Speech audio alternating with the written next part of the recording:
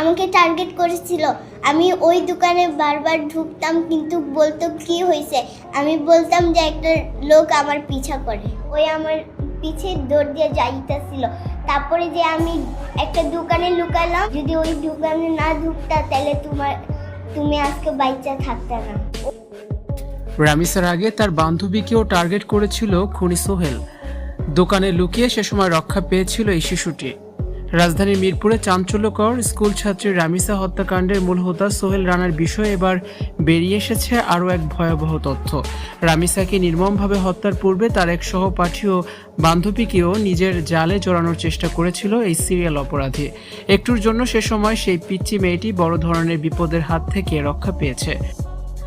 খুদে এই শিশুটি অত্যন্ত সরল ভাষায় গণমাধ্যমের সামনে তার সাথে ঘটে যাওয়া সেই ভীতিকর অভিজ্ঞতার বিবরণ দেয়। সে জানায়, একদিন সে রাস্তা দিয়ে হেঁটে যাওয়ার সময় সোহেল তার পিছু নেয়।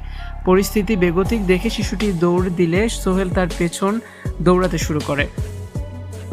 তখন একটা দোকানে লুকিয়ে রক্ষা পেয়েছিল এই পিচ্চি শিশুটি। হঠাৎ অচেনা যুবকের এভাবে তাড়া করায় আতঙ্কিত হয়ে শিশুটি রাস্তার পাশের একটি দোকানে আশ্রয় নেয়। সেখানে বারবার ঢুকে পড়ায় দোকানের লোকজন তাকে জিজ্ঞেস করতে থাকে কি হয়েছে। তখন সে জানায় একটি লোক তার পিছু নিয়েছে।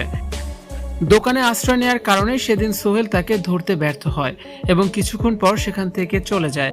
শিশুটির দেয়া বক্তব্য অনুযায়ী এলাকায় থাকা সিসিটিভি ক্যামেরার ফুটেজেও সোহেলের সন্দেহজনক আচরণের প্রমাণ মিলেছে।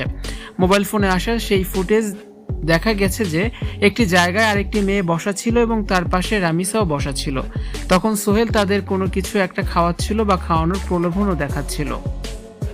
রামিসার জন্যই ওই বাসা ভাড়া নিয়েছে সোহেল, এমনটাই জানায় রামিসার এই খুদে বান্ধবী। আইনশৃঙ্খলা রক্ষাকারী বাহিনী ও স্থানীয়রা ধারণা করছেন সোহেল পরিকল্পিতভাবেই এই এলাকায় ছোট শিশুদের টার্গেট করে আসছিল। রামিসার বান্ধবীর এই গা শিউরে ওঠা বক্তব্য প্রকাশের পর এলাকায় অভিভাবকদের মধ্যে আতঙ্ক আরও ছড়িয়ে পড়েছে।